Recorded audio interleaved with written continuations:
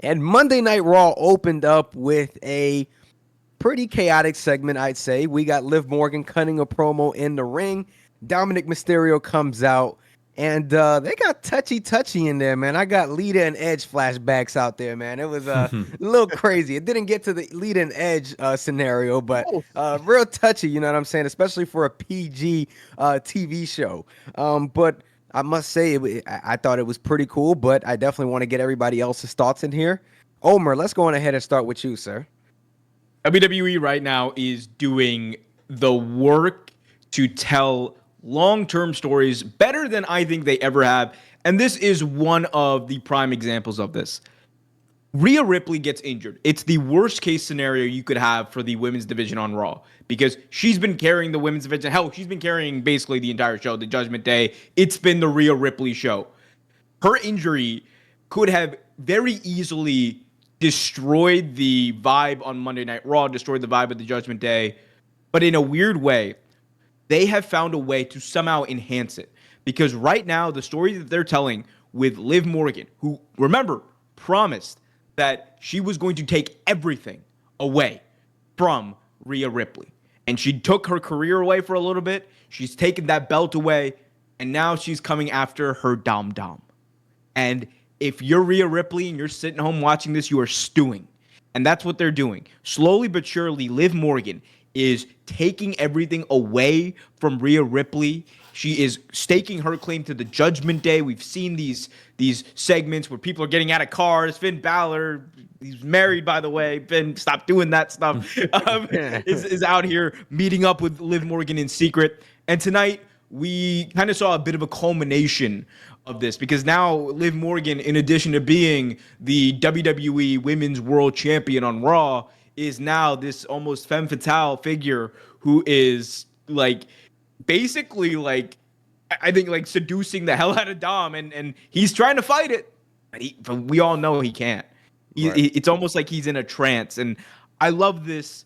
And I think if we get to a point where Liv Morgan has Dom Mysterio under her spell, that moment when Rhea comes back and Dom goes back to her, I'm talking like all-time level like heat, all-time level wrestling moment. Like think Macho Man and Liz hugging at WrestleMania 7 when they reunited. That's the type of vibe I think this is going to show when they eventually do that, hopefully. But I'm excited. This is like one of the few times I've ever been excited of watching Monday Night Raw.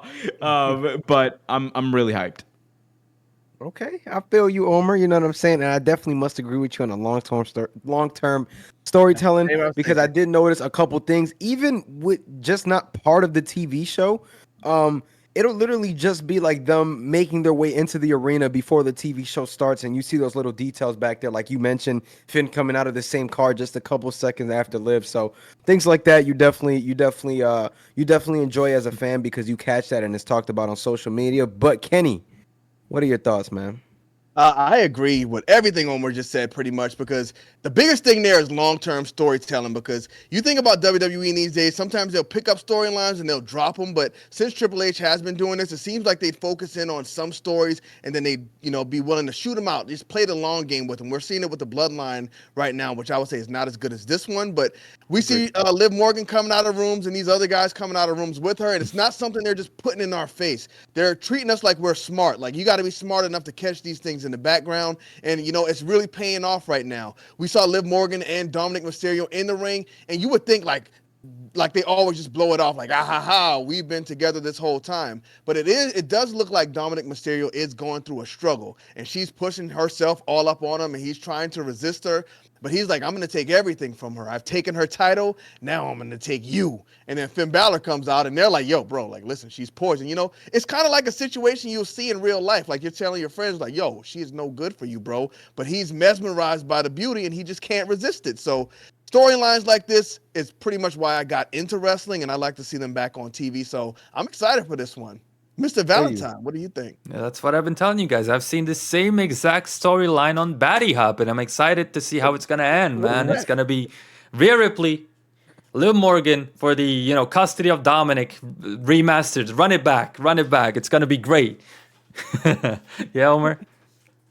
they need to do that match. Yeah, They need absolutely. to do Dominic on a ladder. Like that would be Dominic. Oh, full that'd be circle good. storytelling. I would love that. SummerSlam. There you go. Shout out Perfect. to Vince Russo. Oh man. But yeah, Rhea, man, if I was seeing all of this stewing, I wouldn't be doing any stewing. I don't care if I'm injured or not. I'm crashing Raw and crashing out, man. What is Rhea doing right now? She should be right there, right now. Yeah. It's just her arm, right? CM Punk was out there with a broke arm. Nah, man. I mean, listen. Drew The, McIntyre. I think it's pretty good, and I like what they're doing with Liv. I'm not gonna lie, this storyline alone, as long as it keeps getting executed this way, I think that this will make her title reign 10 times better than her last one. I know a lot of people were doubting her, but I think that this storyline right here, if it continues going this way, she's giving me like AJ Lee vibes, dog, and not like just because of she would go around kissing guys. Like I could see her doing this with Finn Balor too in a couple weeks from now. Like I can see her doing it with the entire Judgment Day. So man, they're gonna turn her into a thotty on camera. Hey, bro, it could definitely happen, bro. I mean, she man. just said she's single on what's buddy name over there, bro? I forgot. Marco, funny Marco. Marco I thought Stunt. he was. Okay. Yeah. So, hey, man, I think I'm excited to see where this storyline goes. This is one of the storylines that when I was seeing it just start, I'm like, okay, I think they got something here for sure. If they continue to do it correctly, and they've done just that. I love the fact that they do little subtle things, and it's not just with this. They do it with a lot of other storylines too, that you'll see them talking in the back, and just you have to pick up on that. And if you're not on social media, and you didn't pick up on it, well, then too bad, buddy. But any final thoughts you guys have on this storyline, man? I don't think that's a good thing. I like it when we see people walking off in the background, but now it seems like it happens every single week and in every single segment. It's kind of like the Fiend QR thing. Like it's cute in the beginning, but you gotta chill with it, man. You don't have to do this like every single week. I'm like, oh, okay, he's there doing backstage. Like, Kenny, I think you said they're kind of subtle or something like that. I think it's like this. It's like an eye poke to me. Like, okay, I get it. You know what I mean? Like, you gotta chill on those. I feel like.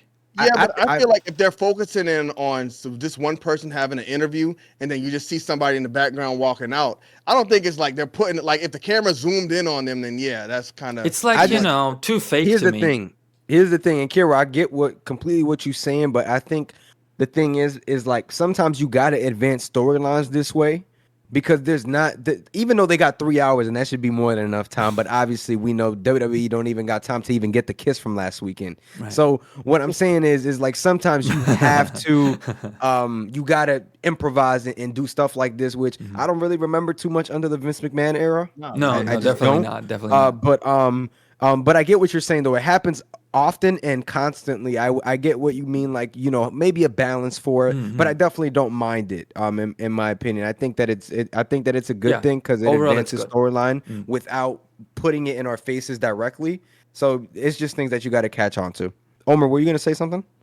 Yeah, I was just gonna add to Kiro's point. Like, I think it's a good thing to do stuff like this, from time to time. Because it helps world build a little bit in wrestling. Like, these aren't just characters who are on camera, backstage. Like, stuff is happening backstage. Stuff is happening. People are active. You're adding to the aura of the show. I understand that, and I like that. But you can't be doing it across, like, multiple storylines all the time, which is kind of what we're getting here. Like, you mentioned the QR code. We also have, the Liv Morgan stuff. I think, like, and again, people are going to be mad about me saying this. One of the best, I think, executed things that AEW did was that Hangman Page storyline where there were so many subtle hints throughout, like, a year, right? Of Hangman backstage, hanging out with FTR while someone's getting interviewed, Hangman, like, giving someone a little look in the background. Like, those types of things, I think, matter more than, oh, my God, Liv Morgan, scandalous, walking out of a car with Finn Balor. I think that it's so on the nose for WWE though, because it's like that's a soap opera, But I would love it for it to be a little bit more subtle. But then again, I would rather have it than not have it at all. True. But let us know what y'all think about it in the comment section. Kenny. Make sure you drop a like on this video. Smash that subscribe button. I'm sorry, Kato. Did you have something else? No. You're going Hulk Hogan on us, but continue. This is KTR. Make sure y'all follow ring. Homer at Real Take Wrestling.